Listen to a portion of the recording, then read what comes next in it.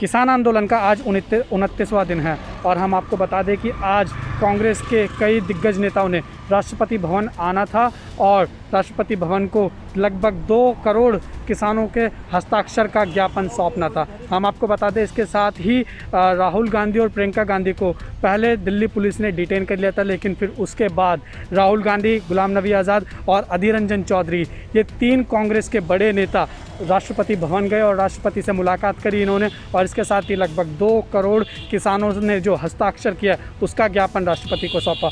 Media से बात करते हुए राहुल गांधी ने केंद्र सरकार पर निशाना साधा और साथ ही प्रधानमंत्री नरेंद्र मोदी को काफ़ी खरी खोटी भी सुनाई। उन्होंने कहा कि प्रधानमंत्री नरेंद्र मोदी सिर्फ 2-3 उद्योग घरानों को फ़ायदा पहुंचाने के लिए ये कानून ला रहे हैं, जबकि इस कानून की कोई ज़रूरत नहीं है। इसके साथ ही उन्होंने कहा कि प्रधानमंत्री नरेंद्र मोदी को समझना चाहिए जो किसान है वो इस देश की रीढ़ की हड्डी है, तो ये कानून जल्द से जल्द वापस होनी चाहिए। साथ ही राहुल गांधी ने ये भी कहा कि लगभग 29 दिन हो चुके हैं और केंद्र सरकार कुछ भी किसानों के बारे में नहीं सोच रही है। कड़ाके की ठंड में वो दिल्ली के बॉर्डर पर डटे हुए हैं। तो ये तमाम मुद्दों पर आज राष्ट्रपति से मुलाकात करी है कांग्रेस के दिग्गज नेताओं ने और साथ ही प्रेस वार्ता भी की। उन्होंने प्रेस को ये सारी बातें बताई। अब देखने वाली बात ये होगी, लगातार जो कांग्रेस है वो केंद्र सरकार पर निशाना साध रही है, तो क्या अब जो केंद्र सरकार है कोई रास्ता निकालेगी? किसान और नेताओं जो केंद्र सरकार है इनके बीच में क्या कोई बात बनेगी? ये तो अब बहुत जल्दी देखना पड़ेगा, क्योंकि केंद्र सरकार को कुछ ना कुछ सोचना पड़ेगा इस विषय के बारे में, क्योंकि लगातार जो है विपक्ष केंद्र सरकार पर हावी होता जा रहा है। जेके24 न्यूज़ के लिए उज्जवल कुमार की रिपोर्ट।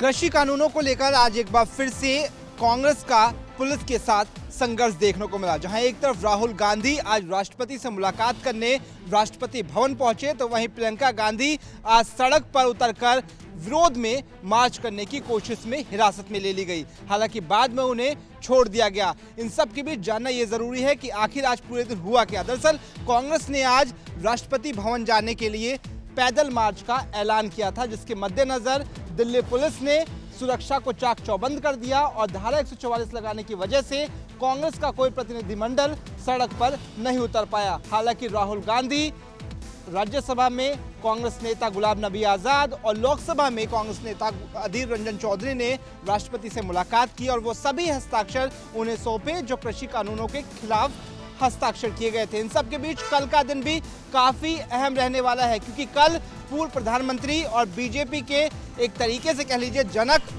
अटल बिहारी वाजपेयी की जयंती है और इस मौके पर प्रधानमंत्री नरेंद्र मोदी एक बार फिर से किसानों को संबोधित करेंगे और कल ही एक बार फिर से किसान निधि योजना की जो किस्त है वो किसानों के खाते में जाएगी। अब इन सब के बीच जहां आज राहुल गांधी ने बीजेपी को आड़े हाथों लिया और लगातार लोकतंत्र की हत्या और किसानों को आतंकी बताने वाले मुद्दे पर सरकार को घेरते हुए नजर आए, तो ऐसे में कल पीएम मोदी इस पूरे संबोधन में किसानों को किस तरीके से समझाएंगे ये देखने वाली बात होगी। इस पर सबकी नजरें टिकी होंगी।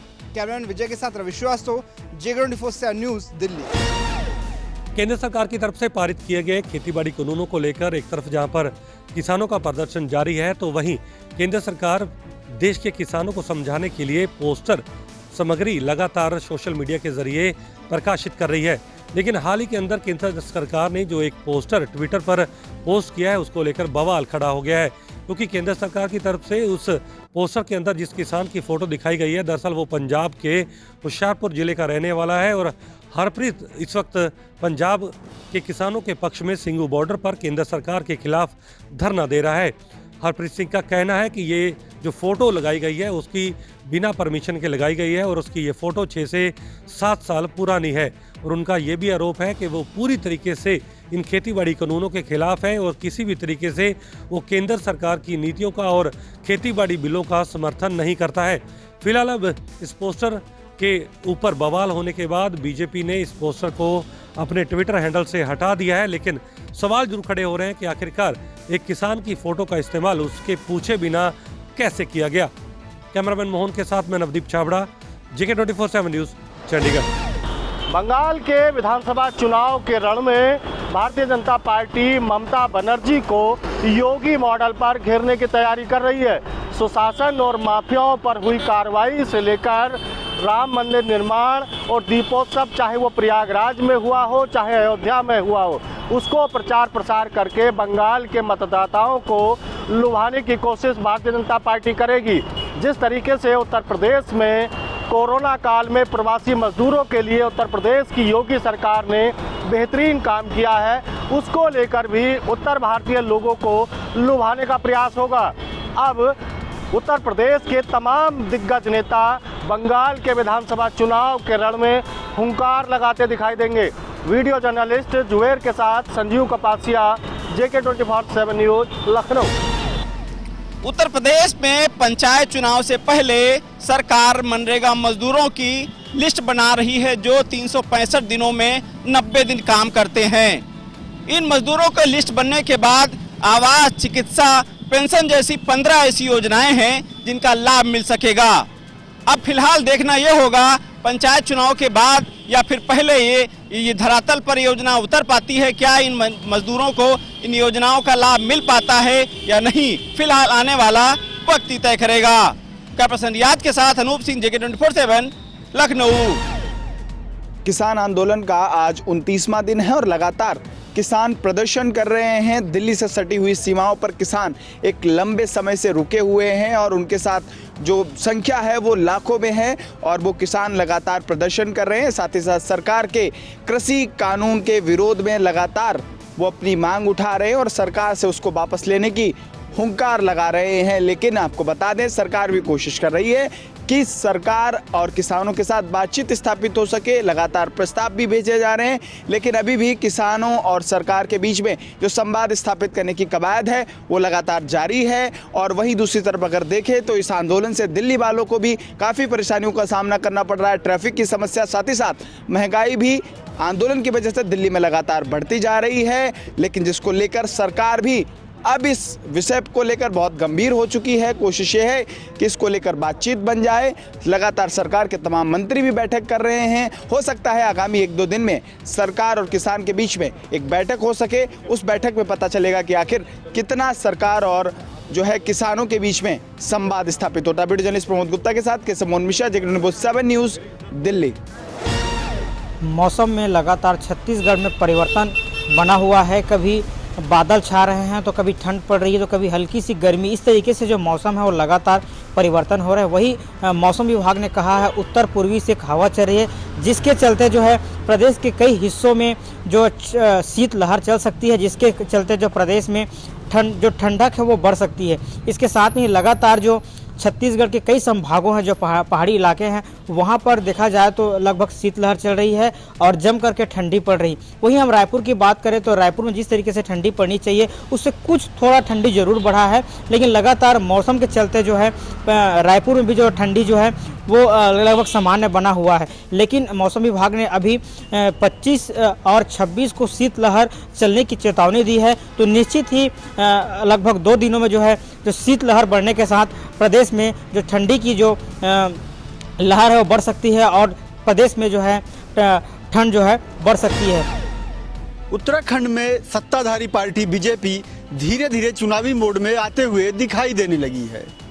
पार्टी के प्रदेश अध्यक्ष बंशीधर भगत ने सभी विधायकों को आदेश दिया है कि वे अपने अपने क्षेत्रों में सघन दौरा करें।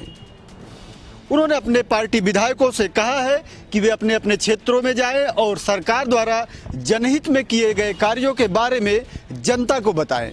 इसके साथ ही वे अपने क्षेत्रों की समस्याओं को सरकार तक पहुंचाएं और उनका निस्तारण कराएं। उन्होंने कहा कि यह सुनने में आया है कि बहुत सारे विधायक अपने अपने क्षेत्रों में नहीं जा रहे हैं।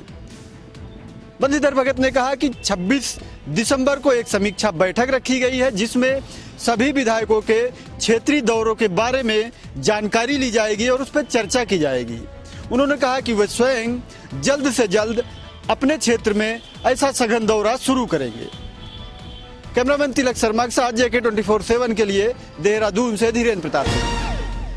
पिछले एक हफ्ते में ब्रिटेन में कोरोना के 2 नए स्ट्रेन मिलने के बाद से पूरी दुनिया में हड़कंप मच गया है। एहतियातन तौर पर दुनिया के कई सारे मुल्कों ने ब्रिटेन से फ्लाइट सीधे तौर पर रद्द कर दी है और ब्रिटेन से जो नागरिक पिछले 1 महीने में आए हैं उनकी सघन जांच की जा रही है। वहीं ब्रिटेन की एक एजेंसी के द्वारा ये भी बताया गया है कि अब तक कोरोना के 8 से 10 लक्षण हुआ करते थे, लेकिन इनकी संख्या 28 है और उस एजेंसी का कहना है कि भविष्य में कोरोना के लक्षणों की ये संख्या और भी बढ़ सकती है। दरअसल अगर नए स्ट्रेन की बात कही जाए तो ये ज़्यादा जल्दी संक्रमित होने वाला है और इसका जो नुकसान है वो युवाओं और बच्चों पर ज़्यादा बताया जा रहा है। हालांकि अभी तक कोई ऐसी तस्वीर निकलकर सामने नहीं आई है जिसमें ये बताया गया हो कि हॉस्पिटल में इस स्ट्रेन के आने के बाद से ज़्यादा संख्या में बच्चे या युवा एडमिट हुए हो या उन्हें ज़्यादा खतरा हुआ हो। लेकिन दुनिया भर के वैज्ञानिकों और डॉक्टरों ने लोगों को सलाह दी है कि ज़्यादा जागरूक होने की अभी आवश्यकता है और इस स्ट्रेन से बचने की आवश्यकता है, क्योंकि लगातार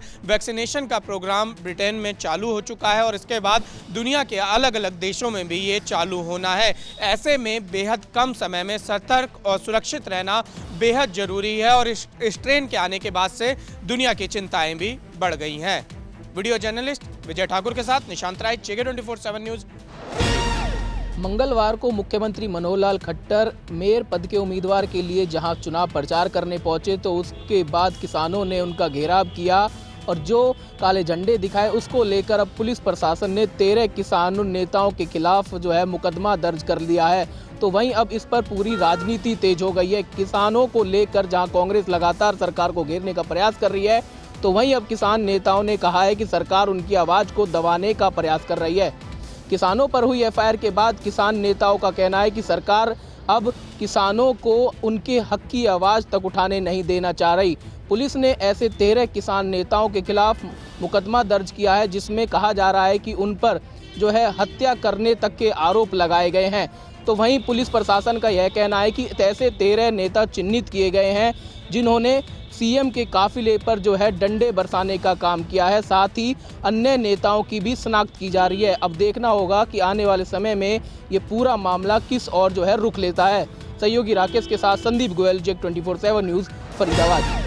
एक जानिब अगर देखा जाए तो क्रिसमस के साथ साथ नई साल की शुरुआत और नए साल को लेकर भी कह सकते हैं कि वादिया कश्मीर के टूरिज्म में काफ़ी ज़्यादा बूम दिखाई दे रहा है, मगर दूसरे जानिब यहाँ पर लोग उनके साथ साथ टूरिस्ट भी नाला हैं। यानी उनका मानना है कि आजकल पैकेजेस का हाल बेहाल हो चुका है। यानी होटलियर्स के साथ साथ ट्रैवल इंडस्ट्री हो या दीगर ऐसे मसाइल जो खुसूसन क्रिसमस के साथ या फिर नए साल के जश्न के साथ जुड़ते हैं, उनका मानना है कि आजकल वादिया कश्मीर में जो ही हमने रुख किया तो वादिया कश्मीर के होटल के साथ साथ कई सारी ऐसी चीज़ें हैं जहां पर मामला जो है फिनेंस को लेकर काफ़ी ज़्यादा ट्विस्ट और काफ़ी ज़्यादा टर्टल बन चुका है। यानी जो पैकेज 20,000 रुपये का है उसे अब 25 से 30 या 40,000 तक भी पहुंचाया गया है। उनका मानना यह भी है कि दूसरी जानिब अगर देखा जाए कि 25 के साथ साथ नए साल की आमद को लेकर सयाहती मुकाम गुलमर्ग, पहलगाम या दीगर ऐसे हिल स्टेशंस में भी टेलीकम्युनिकेशन की काफ़ी ज़्यादा दिक्कतें आए रोज़ दिखाई दे रही है। यानी उनका मानना है कि प्राइवेट नेटवर्क्स की वजह से काफ़ी ज़्यादा मुश्किलात है, मगर खबरें यहाँ पर 4G को लेकर भी है, क्योंकि जिस तरीके से एडवाइज़र और ख़ास तौर पर अगर देखा जाए तो लेफ्टिनेंट गवर्नर ने भी बताया है कि नए साल के आमद को लेकर या आने वाले दिनों में 4G को बहाल किया जाएगा। अब ये 4G कब तक बहाल होगा कहना बहुत मुश्किल है, क्योंकि इस प्रकार की खबरें पहले भी आई है जो बाद में खबरें ही बनकर रह गई। वीडियो जर्नलिस्ट आबिद कादिर के साथ सईद इरफान फाजिल, गुलिस्तान न्यूज़, JK 24/7 कश्मीर।